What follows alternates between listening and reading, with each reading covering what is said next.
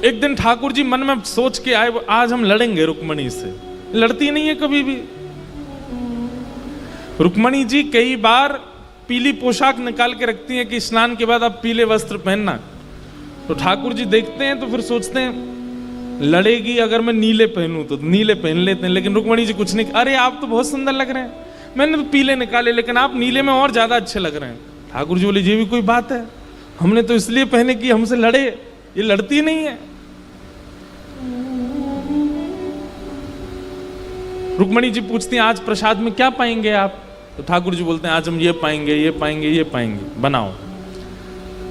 अब इच्छा तो वही पाने की है, लेकिन ठाकुर जी के सामने जैसे थाली आती है तो ठाकुर जी कहते हैं नहीं ये पाने की इच्छा नहीं, कुछ और लेके आओ। तो रुक्मणी जी वो लेके आ जाती हैं, तो वो भी मना, नहीं ये भी नहीं, कुछ और लेके आओ, केवल इसलिए कि लड़े हमसे। लेकिन रुक्मणी जी ऐसे स्वभाव की हैं, वो लड़ती ही नहीं है ठाकुर जी से। कभी कभी ठाकुर जी की इच्छा होती है हम इनके चरण वंदन कर लें, ये बिल्कुल नहीं लड़ती हमसे। तो वस्त्रों में विपरीतता करके देख ली, भोजन में विपरीतता करके देख ली, कई बार कोई भाव रखा जाता पारिवारिक, उसमें रुक्मणी जी कहती ऐसा करना चाहिए, तो ठाकुर जी कटाक्ष करते नहीं नहीं आप क्या जानती हो, आपका विषय नहीं है, हम बता रहे हैं ऐसा होना नहीं, आप तो स्वामी हैं, आप जो कहेंगे वो स्वीकार है। ठाकुर जी कहते हैं भाई ये कैसी देवी आ गई हमारे घर, लड़ती नहीं है। आज ठाकुर जी मन में सोच के गए अगर आज हमने इससे लड़ाई नहीं करी तो हमारा नाम भी कृष्ण नहीं, आज हम लड़ेंगे। और ठाकुर जी कक्ष में गए और जाकर के झूला पर जैसे ही बैठे, रुक्मणी जी पंखा जल रही थी और ठाकुर जी ऐसा प्रसंग छेड़ते हैं जिससे रुक्मणी जी के हृदय में थोड़ी सी वेदना हो। ठाकुर जी कहते हैं तुमने हमसे ब्याह क्यों किया? आपका हमसे ब्याह करने का कारण क्या है? रुक्मणी जी बोले बहुत जल्दी नहीं पूछ रहे हैं आप, आपके पुत्र का भी जन्म हो गया, पुत्र का ब्याह भी हो गया, पुत्र का पुत्र भी हो गया, उसका भी ब्याह हो गया, अब पूछ रहे हो आप? नाती का भी ब्याह हो चुका है आपके, और आज आप हमसे पूछ रहे हो कि हमने ब्याह क्यों किया? बहुत जल्दी नहीं पूछ लिया? ठाकुर जी बोले नहीं नहीं हमें बताइए आपने हमसे ब्याह क्यों किया? अब रुक्मणी जी कुछ बोले नहीं, वो तो खड़ी खड़ी, वो तो जानती हैं कि इनके मन में क्या चल रहा है, ये लड़ना चाहते हैं, हमको लड़ना नहीं है इनसे। ठाकुर जी बोले अच्छा मैं बताऊं तुमने हमसे ब्याह क्यों किया? बोले बताइए। बोले क्योंकि तुमने संतों से मेरे बारे में बहुत प्रशंसा सुनी, तुमने पत्र में भी लिखा था ना, श्रुत्वा गुणान भुवन सुंदर शृण्वताम ते, आपके बड़े गुणानवाद मैंने सुने हैं। तुम संतों की बातों में आ गए, जिनके खुद के घर का ठिकाना नहीं, जिनका खुद का गृहस्थाश्रम नहीं, जिनको अपने पेट पूजा के अलावा दूसरों की कोई चिंता नहीं, ऐसे संतों की बातों में आके तुमने हमसे ब्याह कर लिया। आप कहोगी हमने तो इसलिए ब्याह कर लिया कि आप सुंदर हैं। काय बात की सुंदर? हमारे शत्रुओं कभी हमारा नाम सुना है? कालिया कह के बुलाते हैं हमको, कालिया कहते हैं, श्याम कहते हैं, हमारा नाम ही कृष्ण रख दिया गर्गाचार्य जी ने। कृष्ण का मतलब काला। काय मत की सुंदरता। अरे भाई कई बार घर का बालक इतना सुंदर नहीं होता, पर बड़े लोगों को वो बहुत अच्छा लगता है। अरे मेरो राज दुलारो कितना बढ़िया लग रहा है, कैसा भी हो, लेकिन घर के बड़े लोगों को अच्छा ही लगता है। तो कई बार घर के बड़े लोगों को भी अच्छा लगता है। ऐसी तुमने जबरदस्ती, एक प्रकार से हमको कभी कभी ऐसा लगता है तुमने हम पे कृपा की है कि चलो ये तो सुंदर नहीं, हम सुंदर इनके पास चली जाएं तो जीवन भर ये तो रहेगा, पत्नी तो सुंदर है। रुक्मणी जी मंद मंद मुस्कुरा रही, क्योंकि इन बातों का कोई तत्व नहीं है। रुक्मणी जी जानती हैं आप सुंदर, त्रिभुवन कमनम तमाल वर्णम। अरे आपने अपना वर्ण श्याम करके पृथ्वी पर कृपा की है। कहीं आप गौर वर्ण के हो गए होते तो आदमी देख करके प्राण त्याग देता आपको, इतने सुंदर लगते आप श्याम वर्ण के बन के इसलिए आए हो ताकि संसार के लोग आपकी सुंदरता को सह सकें। रुक्मणी जी इसलिए हंस रही हैं। ठाकुर जी ने अनेक बातें की और अंत में ठाकुर जी क्या कहते हैं, रुक्मणी सुनो, हमने सुना था कि तुम्हारी सगाई हो चुकी थी पहले। अब रुक्मणी जी थोड़ी सी सहम गई। तुम्हारी सगाई तुम्हारे भाई ने शिशुपाल से की थी ना।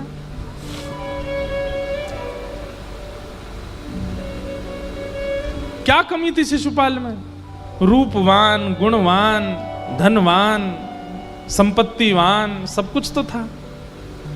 उसके साथ विवाह कर लेती, कितनी अच्छी लगती तुम वो भी गोरा, तुम भी गोरी, वो भी सहज, तुम भी सहज, सब कुछ बिल्कुल मतलब अनुकूल था तुम्हारे लिए। हमें ऐसा लगता है कि तुमने जबरदस्ती हमसे ब्याह कर लिया, इसलिए शिशुपाल अभी तक क्वारा बैठा है। हमने शिशुपाल को बुला लिया है द्वारिका। हम तुम्हारे मन की जान गए हैं और अब हम शिशुपाल से बात करके तुम्हारा विवाह करा देंगे उससे।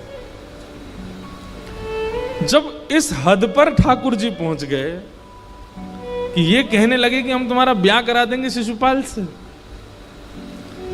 ये बात सुनकर के रुक्मणी जी को क्रोध तो नहीं आया, पर वो सह ना पाई और मूर्छित होकर गिर पड़ी, वहीं बेहोश हो गए। ठाकुर जी को जैसे ही होश आया, पीछे मुड़ करके देखा तो रुक्मणी जी मूर्छित पड़ी थी। ठाकुर जी दौड़ करके गए, 4 भुजा धारण की, 2 भुजा से रुक्मणी जी को उठा लिया, 1 भुजा से पंखा चलने लगे, 1 भुजा से पानी का छिड़काव करने लगे। अरे रुक्मणी, अरे अरे हम तो विनोद कर रहे थे, हम तो आनंद कर रहे थे, मैं प्रणय कलह कर रहा था, मैं जबरदस्ती युद्ध लड़ाई करना चाह रहा था, क्योंकि तुम कभी क्रोध नहीं करती हो। ऐसी कोई बात नहीं है, मेरी बात में कोई सत्यता नहीं है, शिशुपाल नहीं आएगा, मैं तुम्हारा विवाह नहीं करूंगा।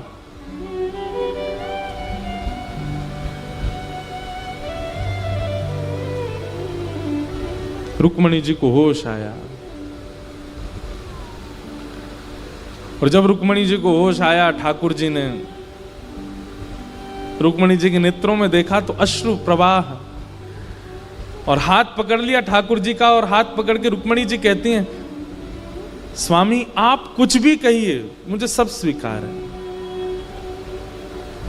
लेकिन आप अपने से कभी दूर जाने की चर्चा भी मत कीजिएगा मुझसे। जो स्थिति ब्रजवासियों की हुई, जो स्थिति ब्रज की गोपियों की हुई, जो स्थिति किशोरी जी की और सब ब्रज वनिताओं की हुई है, उस स्थिति को हम सहन नहीं कर पाएंगे। आपसे कृपा करके निवेदन है, जीवन भर आप चाहे जो कह लीजिएगा, लेकिन मैं आपसे दूर हो जाऊं, ये बात आप कभी मत कहिएगा। क्योंकि क्रोध तो मुझे नहीं आएगा, लेकिन आज तो मूर्छा हुई है, कल को अगर ये बात कही तो प्राण चले जाएंगे। आप बस ये चर्चा मत करना। ठाकुर जी ने रुक्मणी जी के हृदय से अपने हस्त कमल को लगा लिया और प्रेम भाव से श्री रुक्मणी जी को स्वीकार किया। ऐसे भगवान का गृहस्थ आश्रम है, कितनी अनुकूल हैं रुक्मणी जी, बिल्कुल नहीं लड़ती, बिल्कुल नहीं झगड़ती ठाकुर जी से, सब अनुकूल है। लेकिन ये बहुत दिन तक चलने वाला नहीं था। तभी ठाकुर जी का दूसरा विवाह हुआ जामवती के साथ, और जामवती के बाद तीसरा विवाह हुआ ठाकुर जी का सत्यभामा के साथ। और जो सत्यभामा है, ये थोड़ी सी शासन करने वाली, इनके मारे ठाकुर जी चुप ही रहते हैं, कुछ नहीं कहते, क्योंकि इनके आगे किसी की नहीं चलती है पूरे द्वारिका में। सत्यभामा को अपने रूप का बहुत अभिमान है। श्री कृष्ण मेरी ही सुनते हैं, मेरे अलावा किसी की नहीं सुनते, भले ही कितनी पत्नियां हो इनकी, पर अगर सत्यभामा कह दे कि आप इधर बैठ जाइए तो ठाकुर जी उधर ही जाके बैठते हैं, ऐसा शासन करती। लेकिन शासन से ठाकुर जी को दिक्कत नहीं है। ठाकुर जी के मन में भाव आता है कि इसको कभी कभी अभिमान हो जाता है, उस अभिमान को कैसे नष्ट किया जाए। सत्यभामा को अपने रूप का बहुत अभिमान है कि मैं सबसे सुंदर हूं। लेकिन एक बात बताएं बंधुओं, चाहे भाई लोग हों चाहे हमारी बहनें हों, सुंदरता मुख पे नहीं होती, सुंदरता त्वचा पे नहीं होती, सुंदरता आंखों में नहीं होती, सुंदरता नाक में, होठों पर या बालों में नहीं होती, सुंदरता स्वभाव में होती है। कोई व्यक्ति रूप का बहुत सुंदर है लेकिन स्वभाव का अच्छा नहीं है ना, उसको आप ज्यादा दिन तक स्वीकार नहीं कर पाओगे। बुरा नहीं मानिएगा, पूरे भारत में सुंदरता का प्रदर्शन करने वाले सबसे ज्यादा लोग बंबई में हैं। किन की तरफ मेरा संकेत है सब जानते हैं, लेकिन वो स्वभाव के अच्छे नहीं है, उनका स्वभाव मधुर नहीं है, उनकी विचारधाराएं अच्छी नहीं है, उनकी बोली चाली और व्यवहार अच्छा नहीं है। ऐसी सुंदरता किस काम की? और कभी अगर आपने उनको बिना अपने बाह्य रूप धारण किए देख लिया तो कहीं आप डर के भाग ना जाओ, इतने भयावह लगते हैं। सुंदरता तो अंतरंग होती है। हमारे ब्रज के संतों को देखिए आप, कोई क्रीम नहीं लगाते, कोई पाउडर नहीं लगाते, कुछ नहीं करते, ब्रज रज लगा लेते हैं, चंदन घिसके लगा लेते हैं, तिलक फोटा लगाए, पूरे मुंह पे लगाए। हरदासियों को देखो, यहाँ लगा लेंगे, इधर लगा लेंगे, नाक पे लगा लेंगे, यहाँ पे, इधर पूरा मुंह पे लगा के घूमेंगे हाउ ब्लाउज बन के, इतने सुंदर लगते हैं। कैसा आकर्षण उनके रूप में आता है। हमारे पूज्य श्री रमन रीति वाले महाराज जी, वो जब त्रिपुंड लगा करके निकलते हैं, सफेद दाढ़ी, उनका रूप देख करके ऐसा लगता है मानो जैसे कोटि कोटि चंद्रमा वार दें इन पे। हमारे पूज्य श्री मलुक पीठ वाले महाराज जी जब उर्धपुंड लगा करके, जटा जूट बांध करके, बगनखा लगा करके जब निकलते हैं तो ऐसा लगता है आहा क्या स्वरूप है। कुछ नहीं लगाते मुखमंडल पर। चलो अब रमन रीति महाराज जी, मलुक पीठ वाले महाराज जी को जानने वाले लोग कम होंगे यहाँ पे। हमारे प्रेमानंद जी महाराज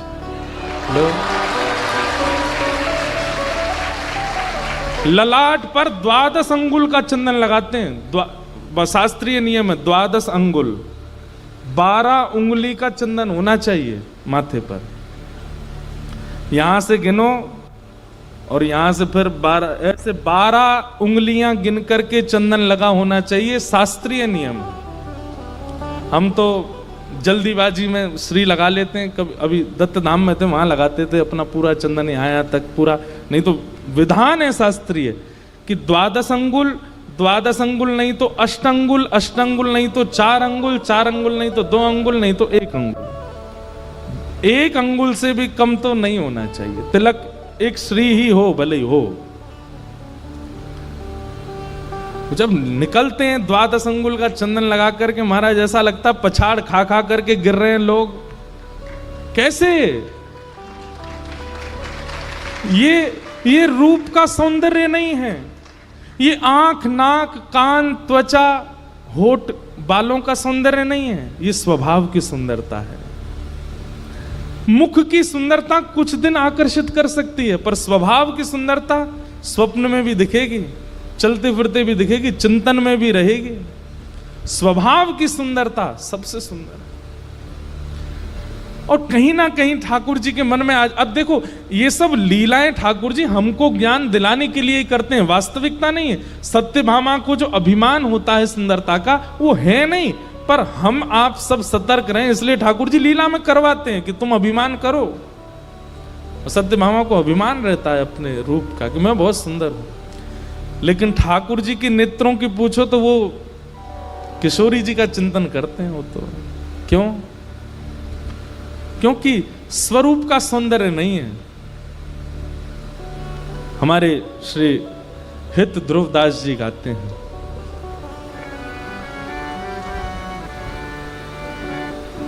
सहज स्वभाव परो नवल किशोरी जो को, सहज स्वभाव परो किशोरी। सब लोग गाओ।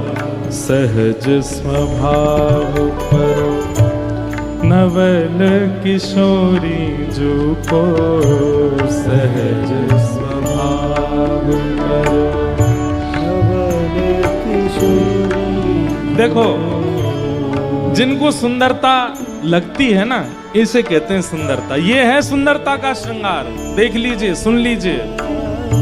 सहज स्वभाव पर नवल किशोरी जो को, सहज स्वभाव पर नवल किशोरी जो को, मृदुता दयालुता कृपालुता की राशि है।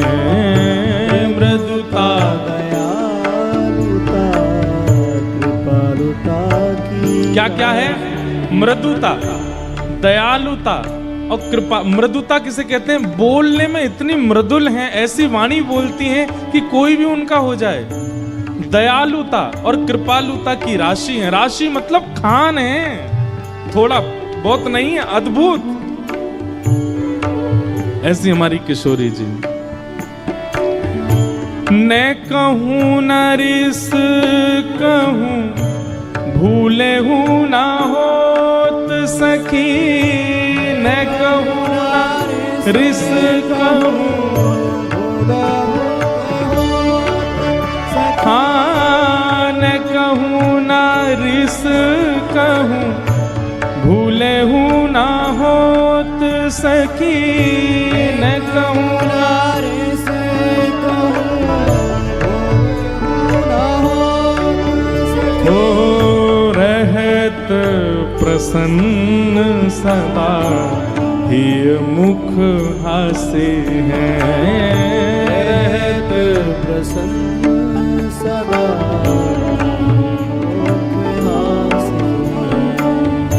ऐसी सुकुमारी प्यारे लालजू की प्राण प्यारी। ऐसी सुकुमारी प्यारी लालजू की प्राण, हाँ ऐसी सुकुमारी प्यारे लालजू की प्राण प्यारी। ऐसी सुकुमारी प्यारी लालजू की प्राण प्यारी। धन्य धन्य धन्य ते तिनके उपासी हैं। धन्य धन्य धन्य ते जिनके उपासी हे हित ध्रुव और सुख, जहाँ लग देखियत। हित ध्रुव और सुख, जहाँ लग हे हित ध्रुव और सुख, जहाँ लगी देखियत। हित ध्रुव और सुख, जहाँ लग हो सुनियत जहाँ लगे, सब दुख पासे हैं। सुनियत जहाँ लगे, सब दुख पासे हैं। हो सहज स्वभाव पर नवल किशोरी जो को, सहज स्वभाव पर नवल किशोरी जो को। मृदुता दयालुता कृपालुता की राशि। मृदुता दयालुता कृपालुता की राशि। किशोरी जी बहुत बोरी है हमारी। एक बार नौका विहार कर रही, तो बाद ना यमुना जी को जल ज्यादा श्याम वर्ण को है गयो। और जैसे ही नौका आकर के किनारे लगी, तो एक एक करके सब सखी उतरन लगी। और जैसे ही किशोरी जी के उतरवे को समय आया, सब लोग इधर देखो, तो ललता विशाखा अपने एक हस्त नीचे रखें कि उन पर चरण रखें, एक हाथ ऊपर पकड़ें, ऐसे पकड़ के उतारें। तो किशोरी जी नीचे उतरते समय यमुना जी की ओर देखें, तो किशोरी जी को एक सखी दिखाई दे यमुना जी में। और तुरंत नौका से उतर करके श्री किशोरी जी यमुना जी के तट पर बैठ गई हैं और उस छवि की ओर देख रही हैं और देख करके कह रही हैं, अरे तुम कौन हो? तुम तो बड़ी सुंदर हो, तुम कौन से गांव की रहने वाली हो? तुम्हारा नाम कहा है? अरे देखो तो तुम्हारी आंख कितनी सुंदर है, ये सिर पर तुमने गजरा कितना सुंदर पहनो है ना, ये गले को हार भी बहुत भार हो है, ऐसे में मेरी कीर्ति मैया भी पहना में। अरे सखी तू एक काम कर, बोलती जा रही है, तू हमारे यूथ में आ जा। ये ललता विशाखा बहुत सुंदर श्रृंगार करेंगी, ये मेरो श्रृंगार करें, तेरो श्रृंगार करेंगी, तो ते बतियामेंगी, तेरे संग भोजन करेंगी, तेरे संग डोलेंगी। अरे तू शर्म काहे को कर रही है? कछु बोल क्यों ना रही?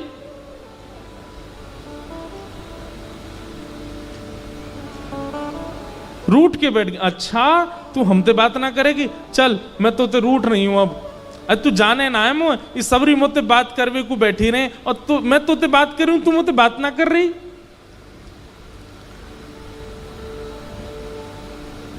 रुक जा, अब ही जाऊं, शाम सुंदर ते तेरी शिकायत करके आऊं, तू बोलेगी ना? और किशोरी जी गई ठाकुर जी से जाके बोली, श्याम सुंदर मैंने आज एक सखी देखी।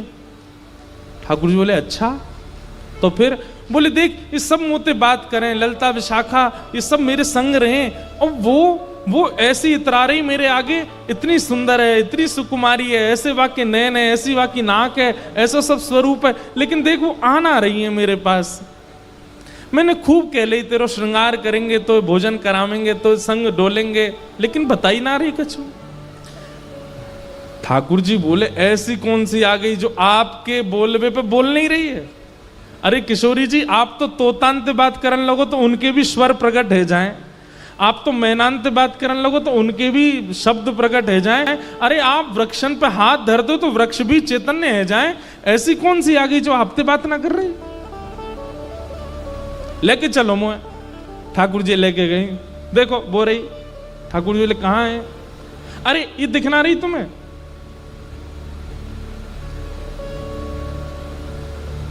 ठाकुर जी हंस करके प्रेमाश्रु नेत्रों में भर लाते हैं और किशोरी जी के चरणों में प्रणाम करके कहते हैं आप कितनी भोरी हो, ये आप ही तो हो, आप अपने प्रतिबिंब से ही तो बात कर रही हो, ये कोई और सखी नहीं है श्री जी, ये आपको ही प्रतिबिंब है, आप स्वयं को ही सुंदर कह रही हो, स्वयं की नासिका पे रीझ रही हो, स्वयं की आंखन पे रीझ रही हो, स्वयं के श्रृंगार को ही वर्णन कर रही हो।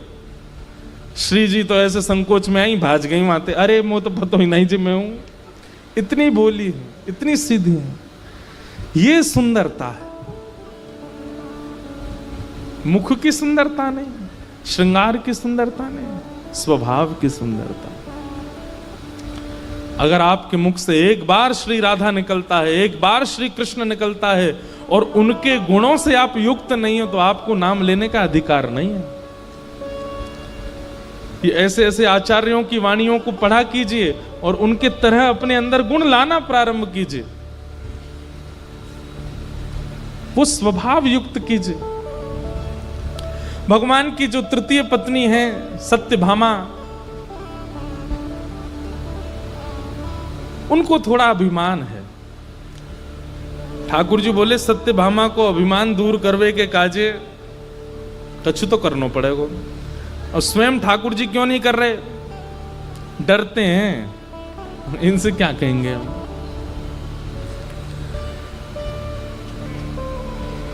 और मान का हनन जो करे उन्हीं का नाम है हनुमान। जो मान का हनन करे, हनुमान शब्द का अर्थ ही है ये, जिनकी सन्निधि में जाकर के अगर मान का हनन ना होता हो तो वो हनुमान नहीं। ठाकुर जी ने स्मरण किया, हनुमान जी महाराज जल्दी पधारो। हनुमान जी महाराज द्वारिका आए। ठाकुर जी ने जाकर के, इधर देखो इधर देखो, ठाकुर जी ने जाकर के अपनी सब पटरानियों को बुलाया और पटरानियों से कहा भैया देखो आज हमारे यहाँ एक अतिथि आ रहे हैं। सब पटरानी बोली कौन आ रहे हैं? बोले साक्षात श्री अनंत बलवंत हनुमान जी महाराज। हनुमान जी का नाम सुनते सब प्रसन्न हो, बोले ये तो त्रेता युग में आपके राम अवतार में थे, द्वापर में भी बोले वो तो चिरंजीवी हैं, चारों युग प्रताप तुम्हारा, चारों युगों में रहते हैं। बोले हमारी इच्छा है कि एक बार हम, ये भागवत जी की कथा नहीं है, ये अन्य भावों से कथा आती है। तो भगवान ने हनुमान बोले हमने हनुमान जी को बुलाया है कि आओ हमारी द्वारिका में दर्शन कर जाओ। तो रुक्मणी आदि बोली हम पकवान बनाए, हम लड्डू बनाए, हमने सुनी उनको प्रसाद का बड़ा अभ्यास है।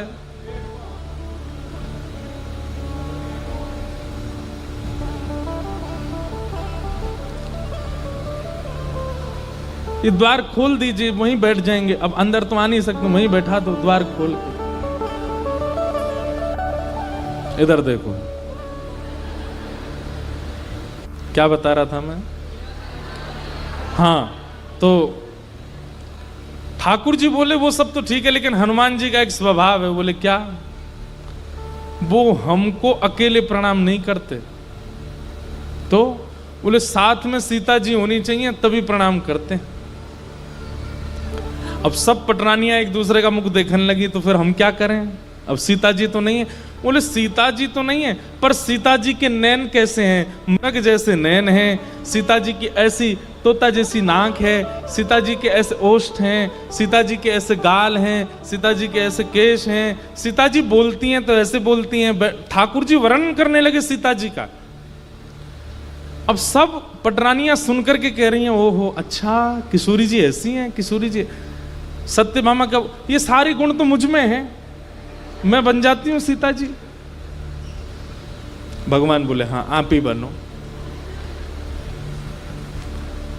जबकि सीता जी ही रुक्मणी बन करके आई हैं, पर भगवान की लीला को रुक्मणी जी समझ रही हैं कि ये क्या करना चाह रहे हैं। सत्यभामा बोली कि मैं बिल्कुल वैसा ही श्रृंगार करके आऊंगी, वैसे ही बैठूंगी, वैसे ही बोलूंगी जैसे आपने बताया, आप चिंता मत करो। हनुमान जी को बुलाइए, आप संकोच मत करो। ठाकुर जी बैठे सिंहासन पर, बगल में आकर के सत्यभामा बैठ गई। और आज ठाकुर जी धनुष बाण आदि लेकर के बैठे हैं। बोले भैया राम बन जाएं आज हम, तभी प्रणाम करेंगे हनुमान जी। हनुमान जी आए, कीर्तन करते हुए, उछलते नाचते कूदते हुए श्री हनुमान जी महाराज आए। और जैसे ही आकर के सिंहासन पर बैठे ठाकुर जी को देखा, नेत्र सजल हो, आहा मेरे राम, मेरे प्राण, मेरे सर्वस्व। लेकिन जैसे ही सत्यभामा जी को देखा, आंसू आंसू सब पहुंच गए उनके। ठाकुर जी से बोले ठाकुर जी आपने क्या कर दिया? भगवान बोले क्या हो गया?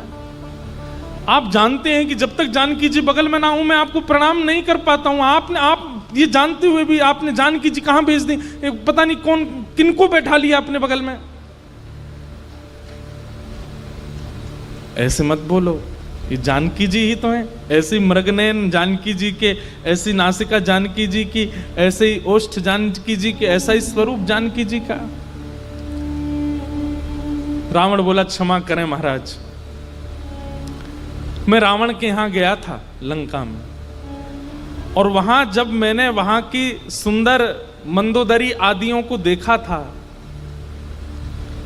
उनका रूप भी इतना सुंदर था, मृग जैसे नेत्र थे, उनकी भी नासिका तोता जैसी थी, उनके भी गाल गुलाबी थे, उनके भी केश ऐसे थे। पर राम नाम का और राम स्मरण का अंजन केवल एक नेत्रों में था, और वो था सीता जी के।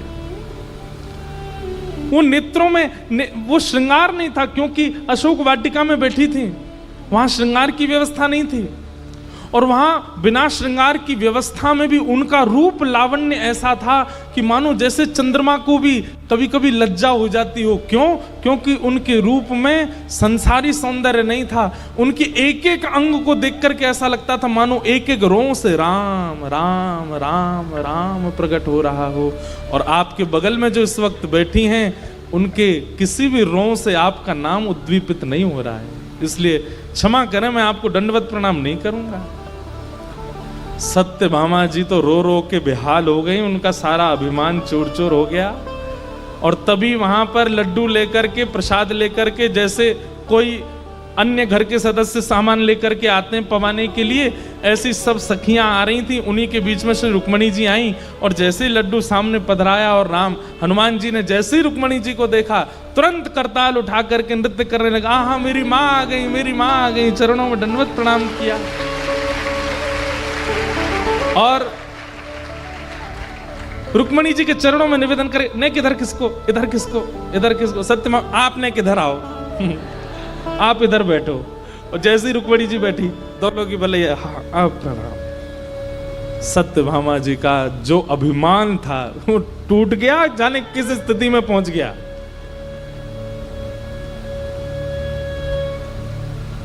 सत्यभामा जी को पता लग गया कि भाई ये रूप का अभिमान मुझे नहीं करना चाहिए।